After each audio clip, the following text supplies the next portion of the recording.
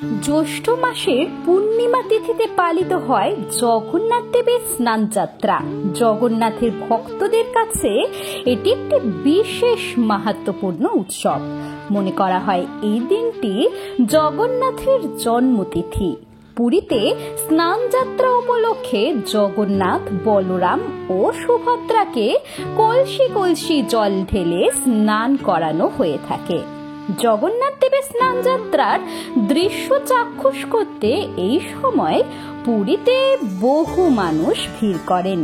প্রচলিত বিশ্বাস অনুসারে জগন্নাথ দেবের স্নান যাত্রা দর্শন করা হলে সমস্ত পাপ থেকে মুক্তি মেলে। জগন্নাথের স্নান যাত্রার তারিখ এই বছর শনিবার 22 জুন 2024 পালিত হবে। জগন্নাথ, বলরাম এবং সুভদ্রার স্নান যাত্রার মাহাত্ম্য উপলক্ষে এই সময় অসংখ্য ভক্ত পুরী মন্দিরে দর্শনে যান। স্কন্দ পুরাণ অনুসারে পুরীর জগন্নাথ মন্দিরে জগন্নাথ দেবের বিগ্রহ প্রতিষ্ঠার পরেই প্রথমবার রাজা ইন্দ্রদ্যুম্ন এই অনুষ্ঠানের আয়োজন করেন। স্নান যাত্রার আগের দিন জগন্নাথ, বলভদ্র এবং সুভদ্রার বিগ্রহের একটি বিশাল শোভাযাত্রা মন্দিরের গর্ভগৃহ থেকে বার করে স্নান বেদিতে এনে রাখা হয়। এছাড়া তাদের সঙ্গে থাকে সুদর্শন চক্র। মদন মোহনের ভক্তরা এই সময় জগন্নাথ দেবকে দর্শন করতে আসেন। স্নান যাত্রার দিন সকালে পুরীর জগন্নাথ মন্দিরের উত্তর দিকের কূপ থেকে জল আনা হয়। তারপর মন্ত্রোচ্চারণের মাধ্যমে সেই শুদ্ধ জলের শুদ্ধিকরণ করেন সেবায়েতরা। 108টি কলসি জল ঢেলে বিগ্রহগুলিকে স্নান করানো হয়। প্রচলিত বিশ্বাস অনুসারে এই স্নানের পরে জলে পড়েন জগন্নাথ দেব, বলরাম ও সুভদ্রা, এই 3 ভাই বোন।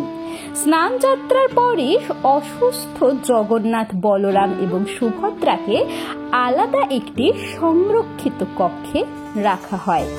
রাজবৈদ্য তাদের চিকিৎসা করেন। ঈশ্বরের এই অসুস্থতার সময়টি অনশর নামে পরিচিত। এই সময় ভক্তরা দেবতার দর্শন পান না। সর্দি জ্বর হলে যেমন রোগীকে কিছুদিনের জন্য আলাদা রাখা হয়, তেমনি স্নান করে জ্বর এলে 14 দিনের জন্য আলাদা একটি ঘরে রাখা হয় স্বয়ং দেবতাকেও। এই কয়েকটি দিন মূল মন্দিরে ভক্তদের দর্শনের জন্য জগন্নাথ, বলরাম ও সুভদ্রা বিগ্রহের পরিবর্তে 3টি পটচিত্র রাখা হয়। এই সময় ব্রহ্মগিরিতে অলরনাথ মন্দিরে যান অনেক ভক্তই। তারা বিশ্বাস করেন অনশর পর্যায়ে জগন্নাথ অলরনাথ রূপে অবস্থান করেন। কথিত আছে রাজবৈদ্যের আয়ুর্বেদিক পাচন খেয়ে দিন 15 মধ্যে সুস্থ হয়ে ওঠেন 3 ভাই বোন।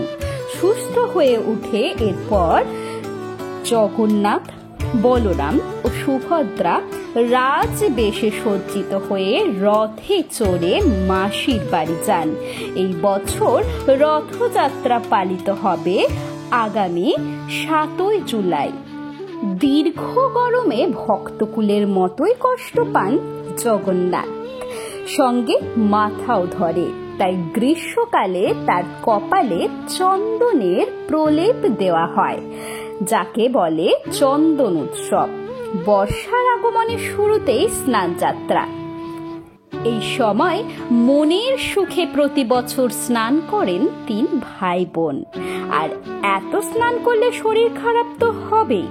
মানুষের বিশ্বাস ভগবান ঘরা ঘরা জলে স্নান করে অসুস্থ হয়ে পড়েন। রুদ্রদ্বারে চলে তার চিকিৎসা। এরপর আরোগ্য লাভ করে দরজা খোলে তার। এই সময় 15 দিনের জন্য দৌড় দেন ভগবানের সেবায়েতরা ভগবানকে আলাদা করে রাখার জন্য। তবে জানেন কি স্নান যাত্রার সঙ্গে কিভাবে জুড়ে রয়েছে রথযাত্রা? কথিত আছে শ্রী জগদীশের জ্ঞানানুসারে জ্বরের জন্য 15 দিন শ্রীমন্দিরের দ্বার বন্ধ থাকে। এই সময়ে তাদের রাজবৈদ্য জগন্নাথের সেবা করেন, পুরোটাই চলে গোপনে। ভক্তদের বিশ্বাস রাজবৈদ্যের আয়ুর্বেদিক পাচন খেয়ে 15 দিন পর সুস্থ হয়ে ওঠেন জগন্নাথ দেব। সুস্থ হয়ে জগন্নাথ, বলরাম, সুভদ্রা মাসির বাড়ি যাওয়ার তোড়জোড় করেন। রাজবেশে সজ্জিত হয়ে মহা সমারোহে রথে চেপে তাদের মাসির বাড়ি যান। তাই স্নান যাত্রার সঙ্গেই জুড়ে রয়েছে রথযাত্রা। স্নান যাত্রায় হিন্দু ধর্ম অবলম্বীরা শুভ কাজ সারেন।